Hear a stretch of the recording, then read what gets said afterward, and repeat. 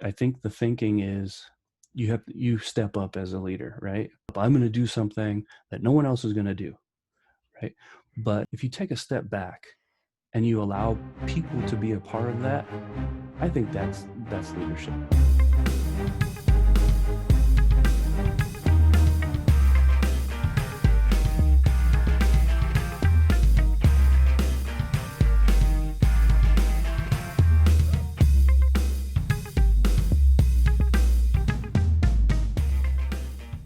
Hey everyone, I'm Dominique, and this is a series called Exploring Leadership, where I get to connect with leaders virtually and go on a journey to explore their experience, learns, and insights.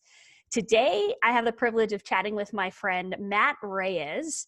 Matt is currently a human resources coordinator at the Great Basin Institute in Reno, Nevada, where he is in the process of leading a diversity, equity, and inclusion strategy for his company. Prior to the downturn in our economy due to COVID-19, Matt was a human resources director for Sierra Well, a cannabis dispensary company with multiple locations in Northern Nevada. I lost my voice there. Before getting into human resources, Matt was an entrepreneur wearing multiple hats.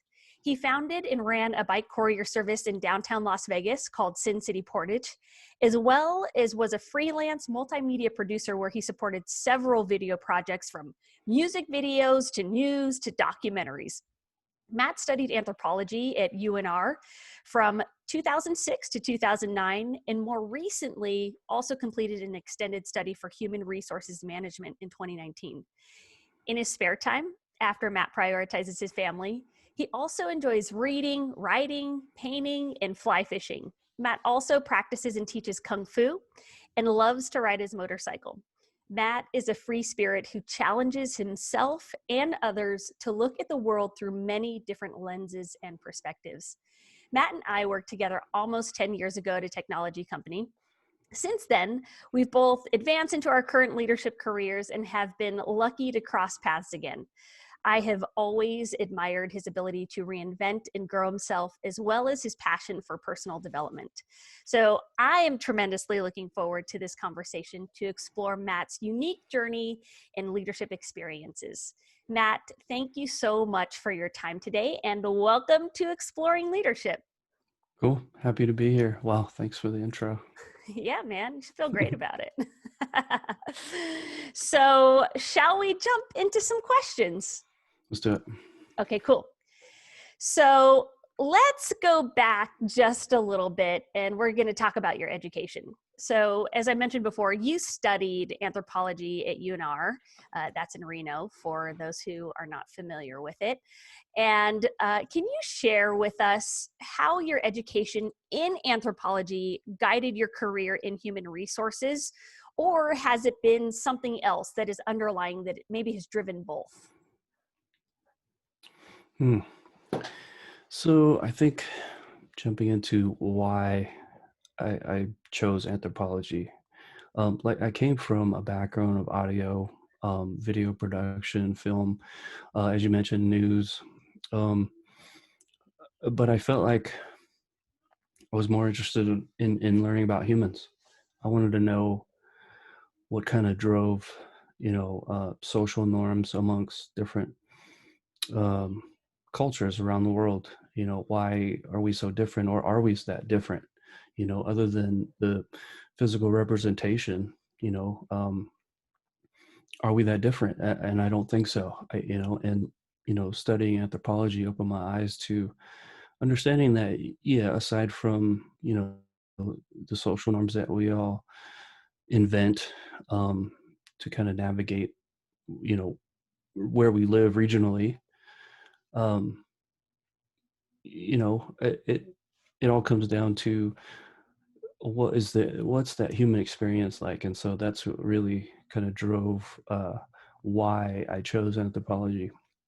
Um, as far as the takeaways from that, I really got an understanding for just learning about people, learning about their philosophies and how they approach the human experience, life in general. And then I just thought that was really compelling to find a different perspective, you know. Mhm. For example, you know, native peoples around the world, um, some of them have, you know, a wide range of pantheons of, you know, religion and what they follow, who they follow, different philosophies about it. And I thought it was just really interesting to learn about those different perspectives because they're not like mine, you know. Mhm. Um, Even the ones I didn't agree with or saw alignment with, um, I felt like that's just their experience, you know. That's how they looked at the world and Yeah. how they their culture was able to strive and um, you know, even looking at like ancient China, you know, something that I'm really familiar with in Southeast Asian culture, you know, being raised, you know, um, er, it, from a Filipino family, having that side of my family, being exposed to that and understanding, you know, uh, where they all fit in with, you know, the world, you know, and uh, just looking at those different philosophies, I feel like um, I don't know. I found them really important in the work that I do today. Just understanding where people are coming from. You know, Yeah. you can't talk to everybody the same. You know, Mhm. especially in human resources where it's like you almost have to play. You know, this you have to walk this middle line. You know, and be somewhat of a referee at times. But Sure. um, I think the experience of studying anthropology really helped me develop that understanding for people, you Yeah. know. What do you Um, think drove that? You know, it sounds like you've had this um, innate desire to want to understand people more from that human element. You know, can you recall a moment where something happened or even just your upbringing that drove that desire or curiosity to have a deeper understanding of each human's uniqueness? mm, I think it's just part of self-discovery. I didn't really know it until later after, you know, my 20s, late 20s, where I was just like, I was lost, probably as most people are maybe at that age. You know, if you know what you're doing at 21, 22, I commend you. Yeah. However, when you go out and experience life, it's so different.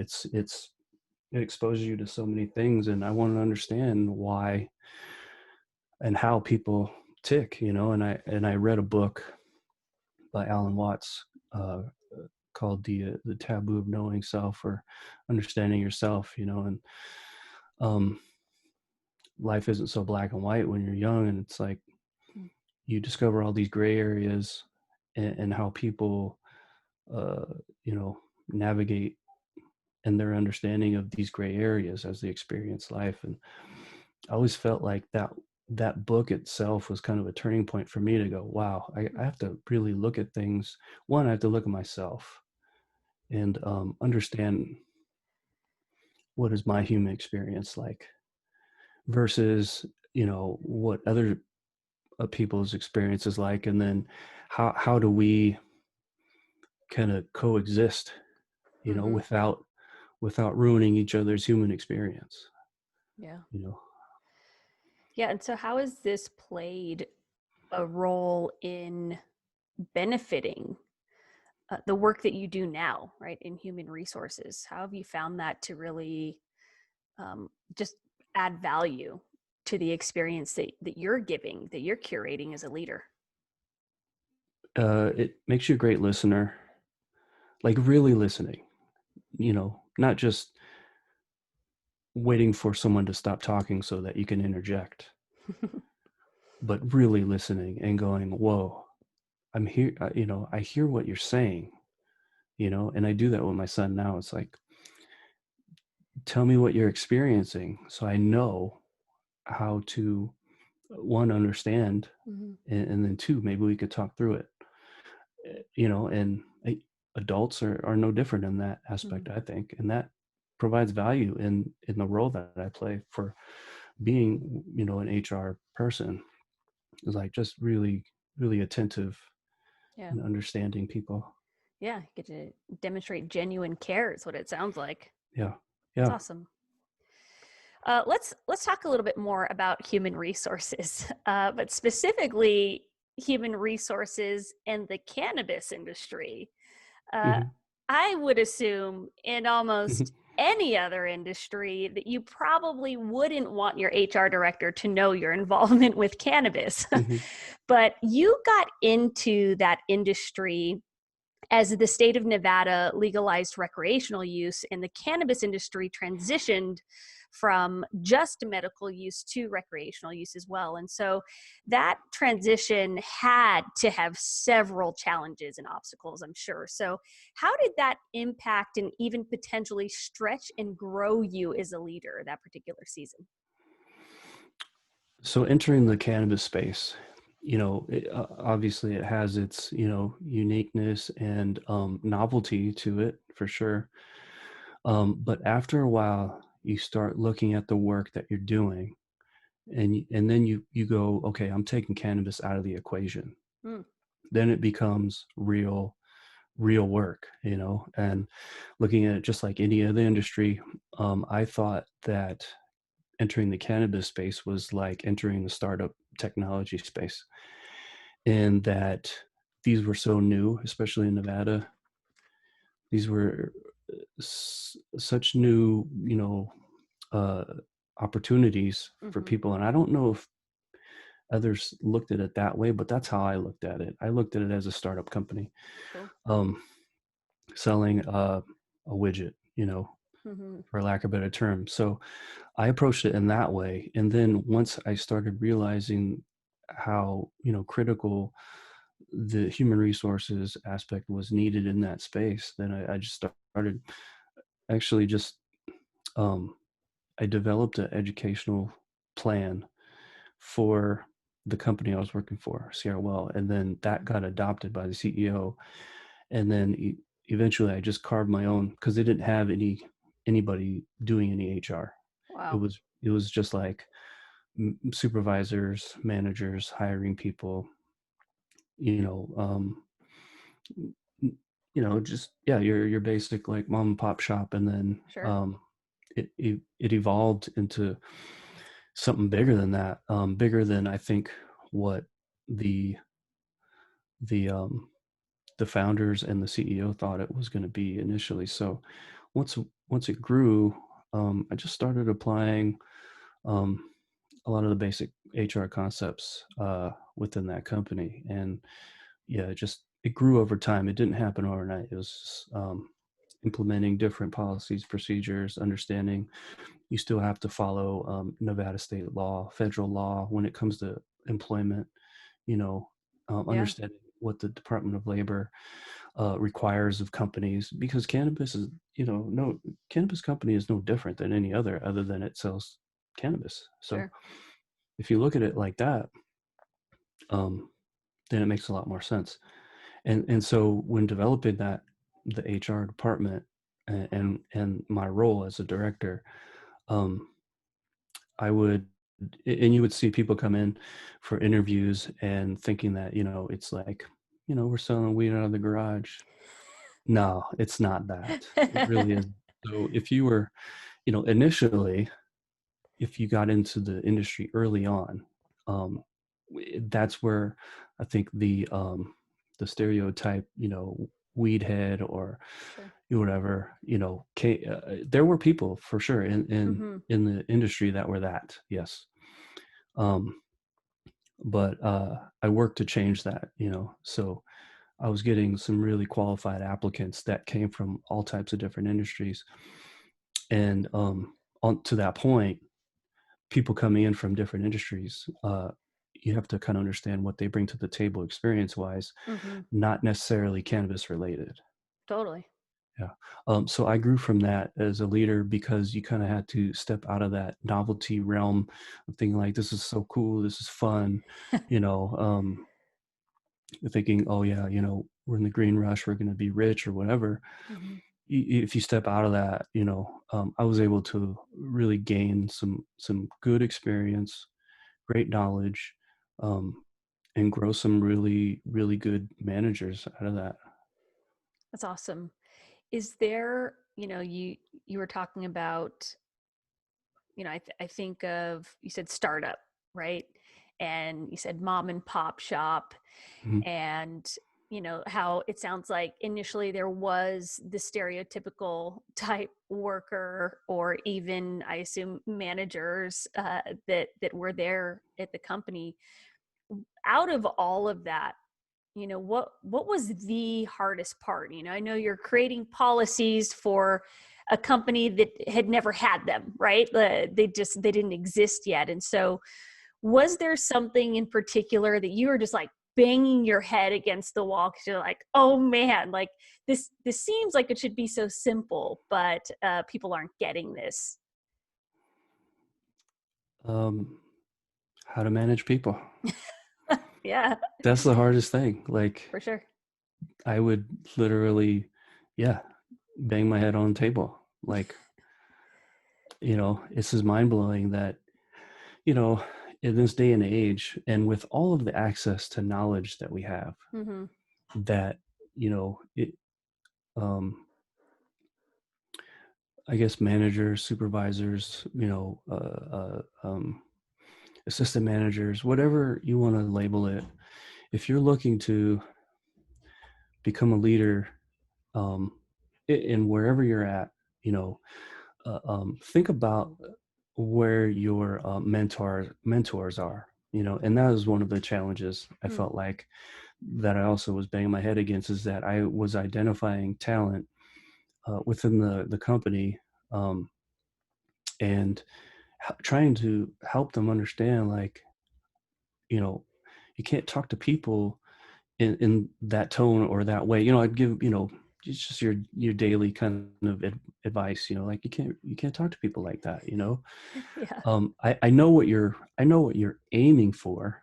You're aiming for respect. You're aiming for, for them to kind of fall in line. It just doesn't work like that. Hmm. You have to show them, one, and you got to be patient. And I can't say I'm perfect in that, where, yeah, patience is key. And I know I've lost patience a few times, and that's just that's where the frustration comes. It's Sure. like, are you getting through to your leaders, like your managers, your Yeah. supervisors, whatever? Are you making any sense? Does any of this, you know advice or recommendations or suggestions, and I've walked people through step by step, like, how do you do, let's take for example, like, performance improvement plans. Hmm. you know uh, Something I've come to realize is that, um it- and not all, but a lot of managers use performance improvement plans as tools to start the separation process Hmm. with an employee. Whereas I I saw that as, not necessarily malicious, but I saw that as, kind of a way to escape or push someone out. And I was like, I looked at that and I analyzed it, and I came up with like a questionnaire before. So if a manager would come to me and say, "Hey, I want to put this employee on a performance improvement plan," Hmm. I have a quick, 6-question questionnaire that basically asks, like, what is your intention? Yeah.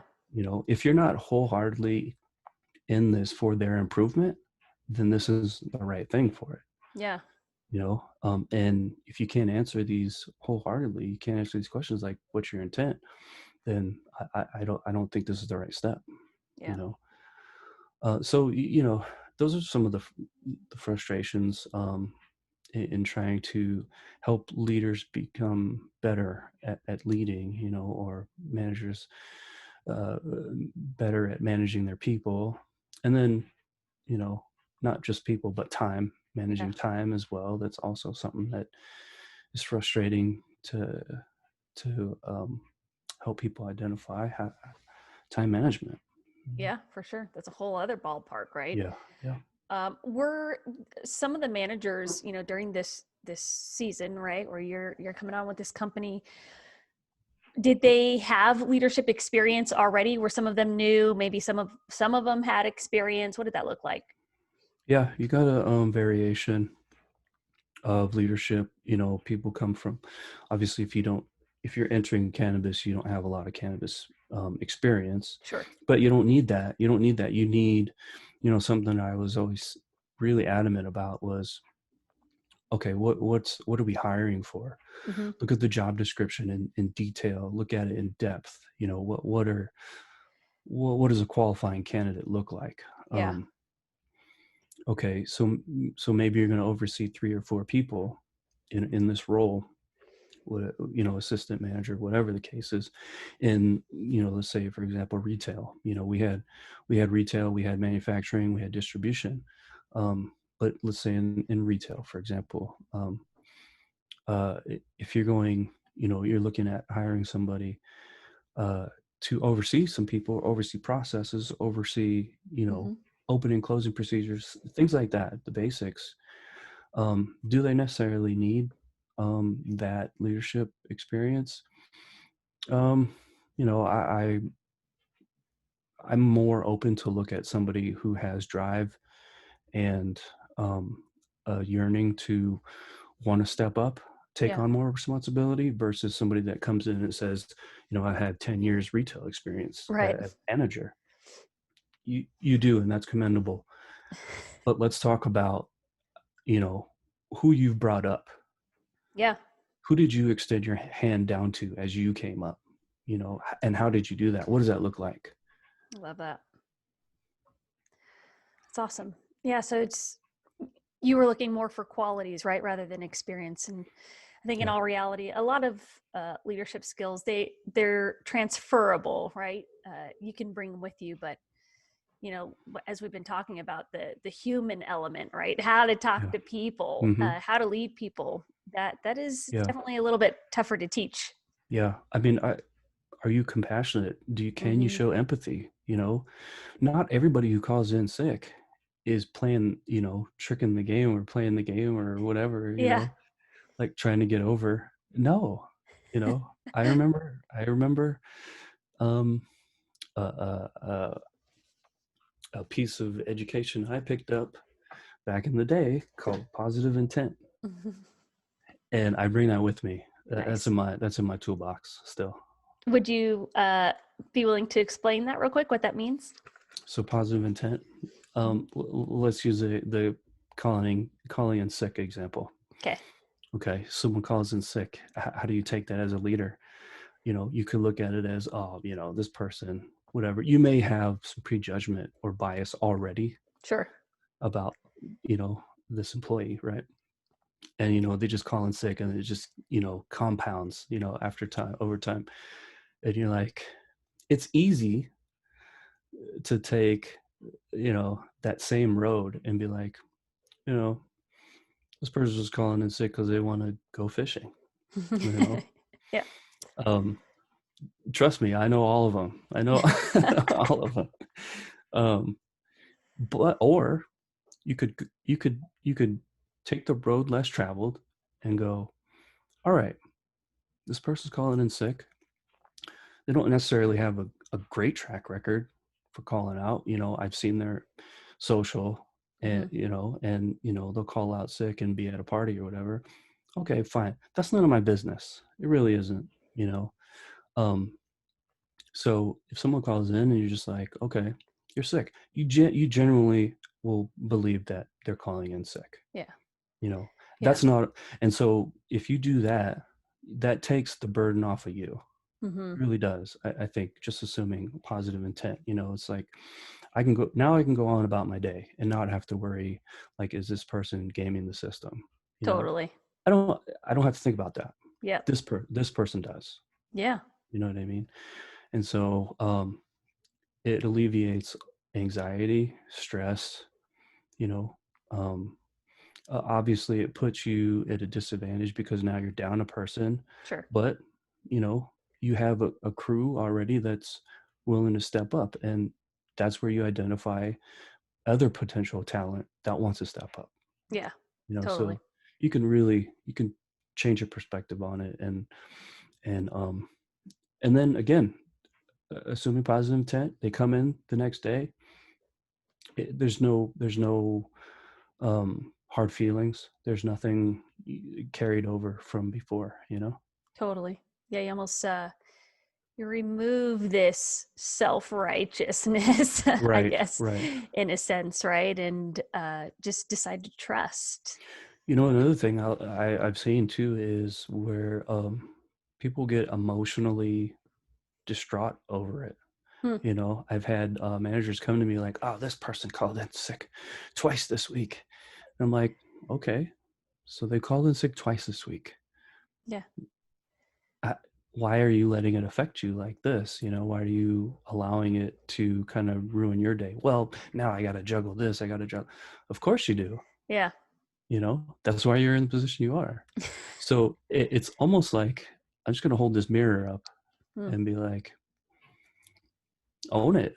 Yeah, You know, don't let it ruin your day. Really, don't let it. Don't let what other people choose how they want to go about their employment control how you emotionally react. totally. I couldn't agree more with that. Absolutely. Cool. Awesome. You ready to jump into another one? Yeah, that's good. All right. So, as a fellow Aquarius, we always seem to be going after something bigger than ourselves. That's at least my experience, anyway. I know you have your career in human resources, but you've also been an entrepreneur, right? As I mentioned earlier in the introduction, you had your courier company, Sin City Portage.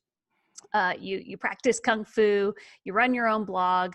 How has this all tied things together for you and influenced your perspective on leadership? um, I think the best way to approach that question is um, where did I fail Hmm. first? Because I think that's where I learned uh, how to become a better leader.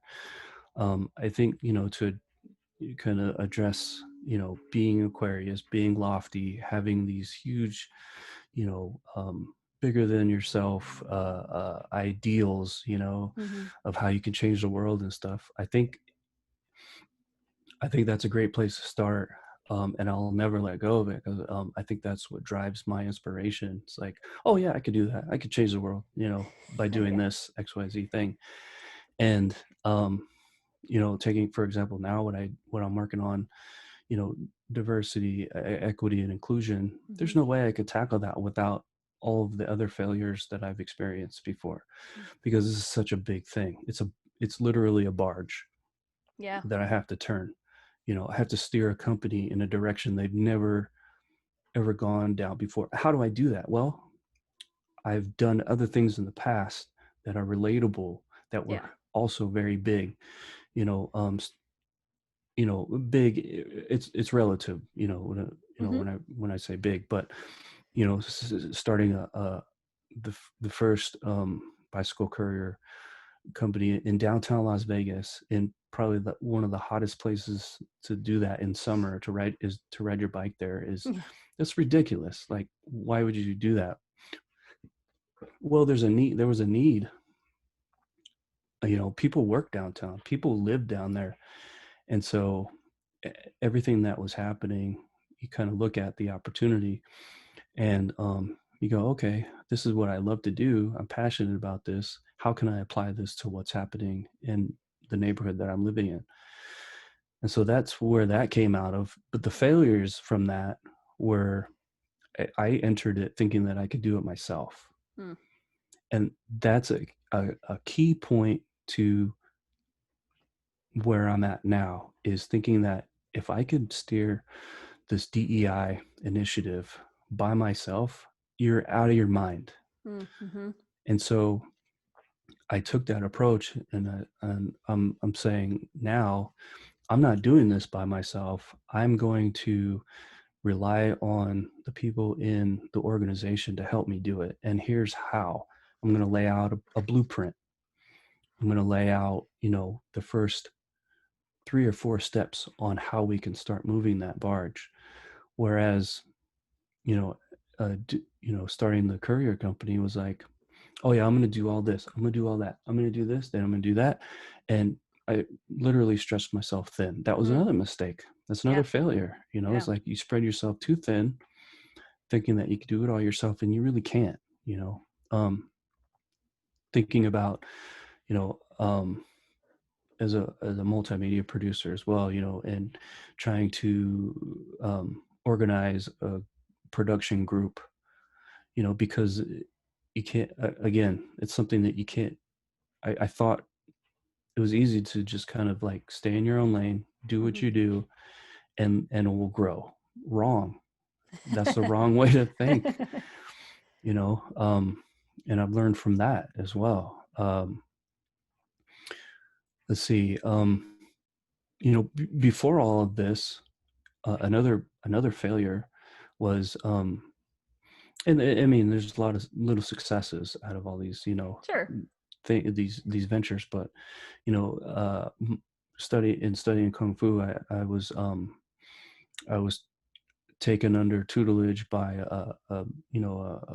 a teacher that saw talent in me and sent me to his teacher in China, and the whole storybook kung fu movie kind of thing. But when I came back, we together we started running a kung fu school with a tea shop.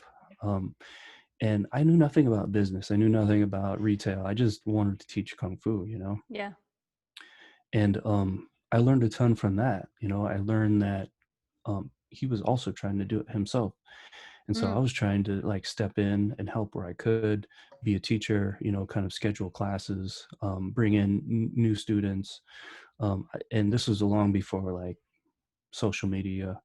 Like MySpace was like the thing then, Yeah. and we use that platform. I said, I told him Nice.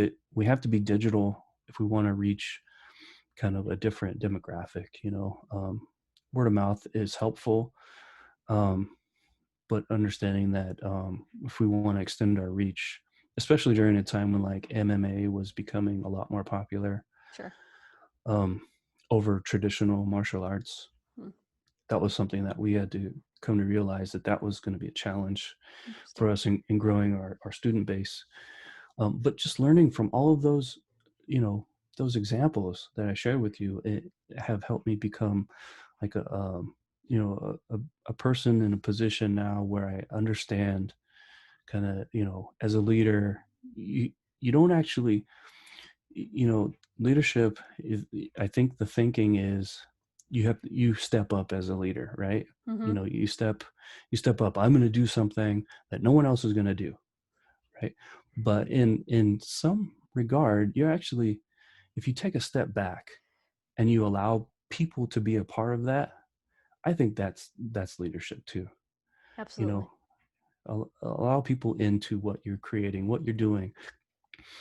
Um, I think by now most people have seen that video where the dancer is on the hill and he's just like wilding out by himself, and then finally after like 5 minutes another person joins, and then all of a sudden it's like all these people are dancing by this person. Yeah. The first follower video. Yeah, yeah, Yeah. yeah.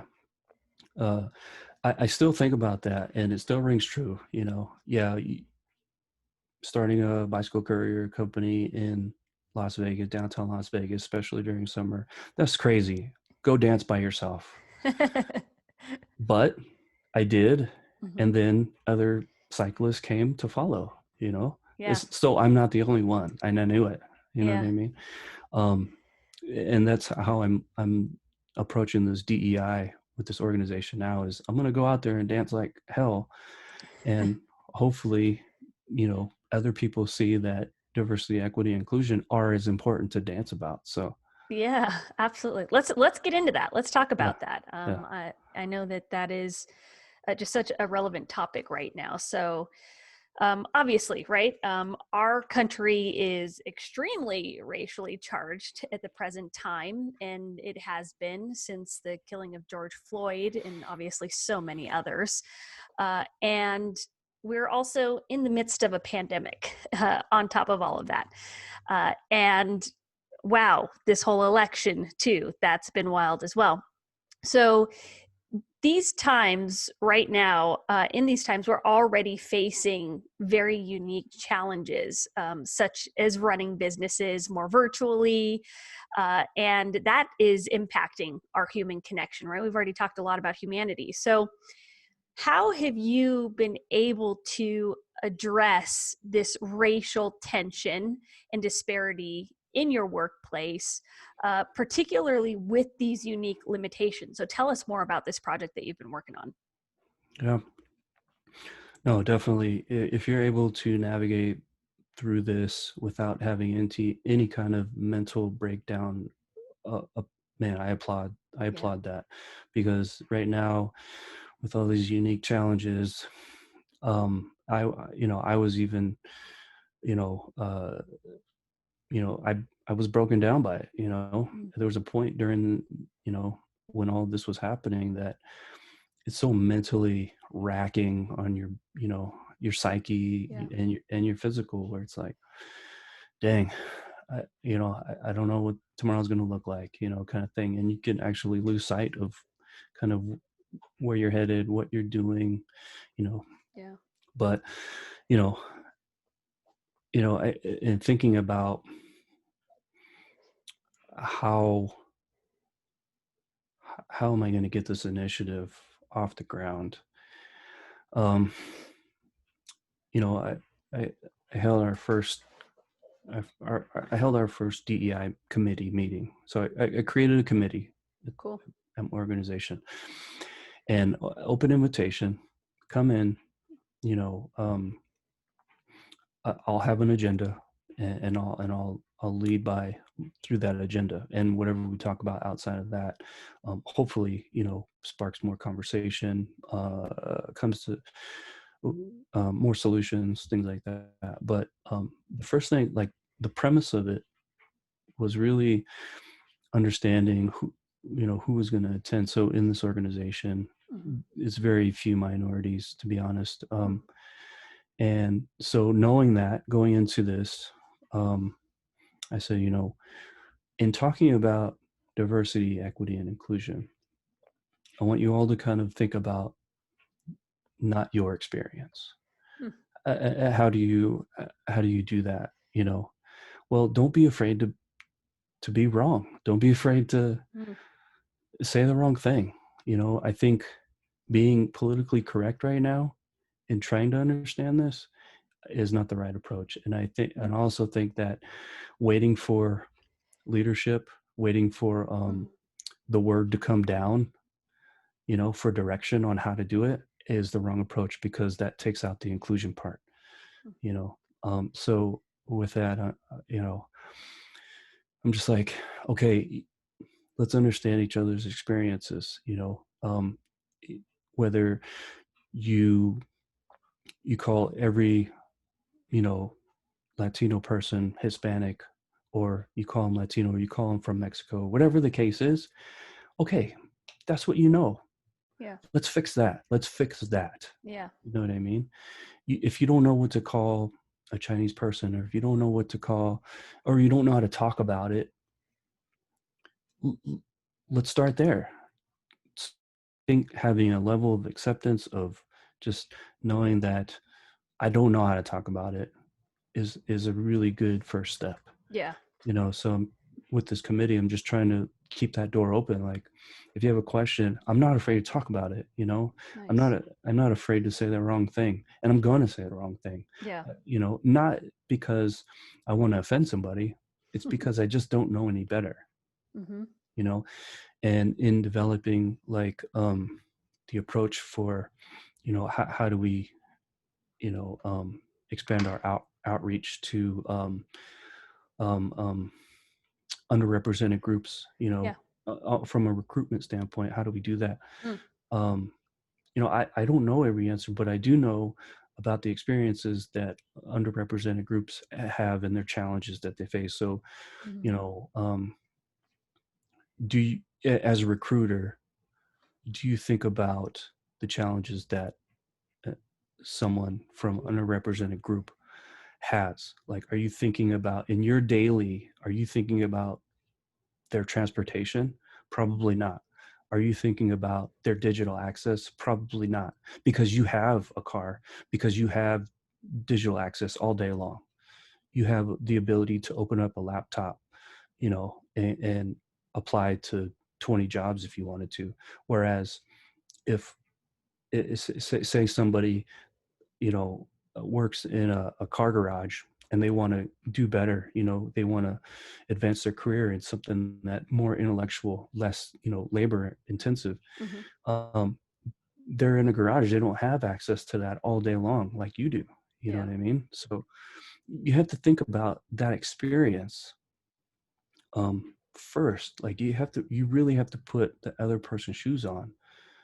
Um, because if you're approaching it from a place of privilege, or you have some sort of entitlement already, I think th- there's already a disconnect, Yeah. unfortunately. Totally. But speaking about inclusion, Mhm. I think some of the best solutions are going to come from the people who don't always have the opportunity to share, Agreed. or suggestions or things like that. So having committees where people can openly discuss that. um Yeah. yeah, I think, Absolutely. Those are the voices we need to hear, yeah, right? yeah, yeah. It. The challenging part is if your organization already lacks representation from different ethnic groups, different lifestyle groups, religious groups, even, Mhm. whatever the case is, you name it. If it already lacks that representation, there's already a challenge right there, For sure. because you're gonna have few voices that talk about the experience from a non-privileged or entitled standpoint. Yeah. You know, For sure. It's definitely a tough topic right now, and I'm just hopeful that we stick with it. And I'm super glad to know people like yourself, who are passionate about driving these initiatives in workplaces. Because the reality is, there are plenty of workplaces where they're not trying to do anything, and they're not really open to change. And you started this answering this question around the importance of challenging them to understand someone else's perspective or experience and not their own. yeah. And I think that is just one of the best ways to approach this work. So thank you for the work that you're doing with that. Well, I know it's a big hurdle. again, that goes back to what I took from anthropology, Mm-hmm. understanding different perspectives. For sure. Another tool that I bring in the toolbox. I can't express, you know, any greater the previous experiences in your life and what you were able to pull out of those, um, because those are the tools you need, and if you don't have that, um, it's going to be pretty tough to, one, put yourself in a position where you can be viewed as a leader, um, because I don't want to say you don't have credibility, but you just don't have that experience, of Yeah. being humbled by something, being put in your place by something, being knocked down by something. Um, without that, I'm not saying that it's impossible Sure. become a solid leader without those experiences. I just think that's really, I mean, old school, hard school, hard life of hard knocks, whatever. Yeah. It's Yeah. like It matters. college books and professors, they don't teach that, you For know. sure. Um, so, Agreed. I mean, some professors are, so, they'll put it in some wordy context for you to analyze and write a 10-page paper on. So. Yeah, but to live it, right? That's a Yeah, whole other thing. Yeah, yeah, no, I love that. So thank you again for leading that work. I think that is leadership, right? Getting ahead of some of this, honestly, work that we're just super yeah. far behind on in all reality. But you're leading the way, so I think it's extremely admirable. I'm going to ask you one last question, and then we'll get Mhm. into some rapid fire. Cool. Okay, okay. All right, dope. So I knew you before you were a dad, and now you have a young son. I think he's 4, right? So Mhm. he's a little guy. And again, as a fellow Aquarius, I can relate to you from an independence level. Before you were a dad, I know that we Aquariuses, we love our freedom and the ability to go where our hearts lead us, and hope to lead others along the way. How has becoming a parent changed you, and how has it impacted your leadership, if at all? How has it changed me from my independence? There's definitely huge sacrifices you make becoming a parent, and any parent Mhm. knows this, of course. Um, it's almost instantaneous, and you have no you have no say in the matter. He comes out, they put him in your arms, and at that moment in time, your life is completely changed. And that happened to me, and I was like, wow, it's not even about me anymore. Nothing is even about me. It's about this little one and raising him, in this crazy, crazy world and stuff. But um, that's changed a lot. So having that amount of independence I had before, you know, well, that's why you do the things that you want to do before that, Yeah. you know, because yeah, for sure it does take more time away from the other things that you may have wanted to do or wanted to pursue. Um, and you make sacrifices, but you can still pursue those things. Hmm. You just now it becomes a matter of time management, some juggling. It at first it was like, shoot, I don't know if I'm ever gonna have any time to do any creative work. You know, Yeah. and that's where I loved spending my free time. Is like, Hmm. and before it was like I didn't have to answer to anybody. Now I answer to him. You know, and so when he says jump, dad says how high, and it's done, and whatever, you know. And but I'm like, now I've gotten to a point where I'm like, okay, I have this amount of hours in the day. This is Hmm. when I can be creative. This is when I'm focused.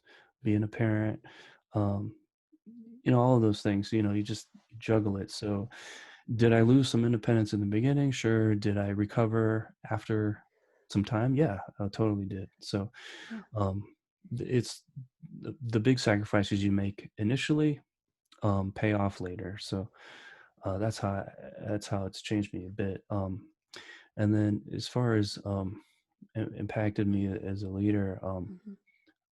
you know, at first I didn't know. At first it was just like, well, I'm a dad.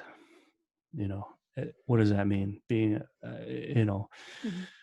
already put into a position where someone is looking up to you. And I had a really good conversation with um, a child psychology a friend of mine that I Hmm. worked with. He was telling me about how kids look at their parents as heroes.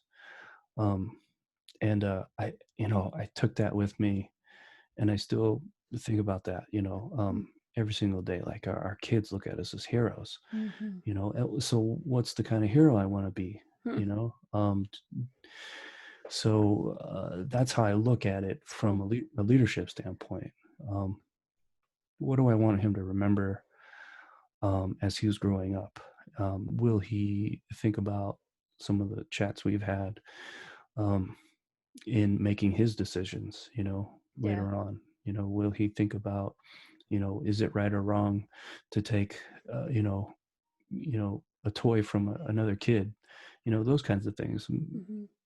Um, I hope that I set a good example. So I guess as a leader, it's make me it forces you to double down as a Mm. leader. Like now you don't get any breaks as where I'm gonna mess up, I'm gonna make mistakes for Yeah. sure, but will he at the end of the day still see me as someone that has not let him off a good path, Yeah. um so yeah, you double down, and I think it's more critical now. Like you have to Hmm. make decisions now that are not only about you, uh, but for the betterment of his growth. Yeah. You know, Yeah. there's yeah, it's parental leadership at this point, Yeah. combined with career and professional leadership. Yeah. I love that filter though of, you know, if you're the hero, right? What hero do you want to be, right? Yeah. When he looks back on that later on, that's a really great filter. It's a good lesson. Mhm. Oh man. All right. Are you ready to do some rapid fire? Okay. Cool. Let's do it. So basically, you just get to answer these as fast as you can. Some of them might Oh take you a second to think about, though. Okay. man. Okay. The I'm I'm first one, I'm a thinker. I have to think. the Okay. first one, though, I hope is really easy. Okay. Hmm. Hmm. All right. Here we go. Tacos or burritos? Ah, tacos. I mean, I love burritos, but nothing beats a good street taco.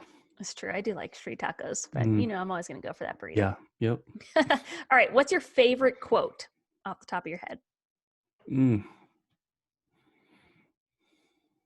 The world makes way for a man who knows where he's going. Cool. Em, uh, Emerson. Okay. I've never heard that. I like that. I mean, not necessarily. I say a man for because me, but Yeah. for anybody, Yeah. for someone who knows where they're going. I like that a lot. What was the last book you read? Mm. Um, uh, for entertainment or education. Either. So, well, I'm reading a Star Wars novel, Nice. that takes place after Return of the Jedi. Okay. Cool. Is it like fan fiction kind of deal? No, well, no, it's I guess it's canon, Star Wars canon. Okay, cool. So it, I get, I don't know. Yeah. All right. I broke you. What is your biggest pet peeve? uh, Everything has a place. Put it back exactly where you found it. Nice. Maceo hears that often. Because when I go and look for it, I know it's going to be there. That's right. That's right. Yeah. I'm the same way. That's funny. Person you'd like to meet, dead or alive? Dang, it used to be Abraham Lincoln. Now it's dead or alive. Mm-hmm. I'd like to meet Barack Obama. Cool. But I'd also like to meet the Dalai Lama. Awesome. Yeah, Both which are still living. yeah, yep. Cool. So it's possible. Maybe one day you will. All right. And the last question is, where can people find out more about you? So any of your socials that you have that you want to throw out there. Hmm. Um, I mean, I'm not like a tough person to find. I mean, but I'm constantly kind of reinventing, I guess, my personal branding. Sure. Um, so if you email me at souljournalist@gmail.com, you can always find me there. Cool. Website souljournalist.com, elevatedmantis.com. Yeah, I guess social media is a good way to find me, and I guess that's how people can contact me. All right. Well, cool. Matt, thank you so much for your time. I really enjoyed our conversation and just having the opportunity to connect, especially because, Actually, I think everyone that I've interviewed so far, they live somewhere else. You and I happen to live in the same town, That's cool. but Yep. it's just still so unsafe to meet in Yeah. person. No, I know. We'll get our motorcycle ride in soon, and Absolutely. I appreciate what you're doing with these, interviews and kind of getting the different perspectives on leadership. I think everyone has a different style, and it's nice to see others. 'Cause, one, it just kind of lets me know that if maybe I am on the right track, or maybe there's something that I should try, For something sure. else I should try. So I appreciate you doing these interviews and seeing me as someone that could contribute. So I appreciate that. Absolutely. You're leading incredible work and keep doing it. And I'm super stoked to share this with everyone else that I know. So we'll talk soon, Matt. Thank Cool. you again. Chat Thank you. later. Bye. Peace.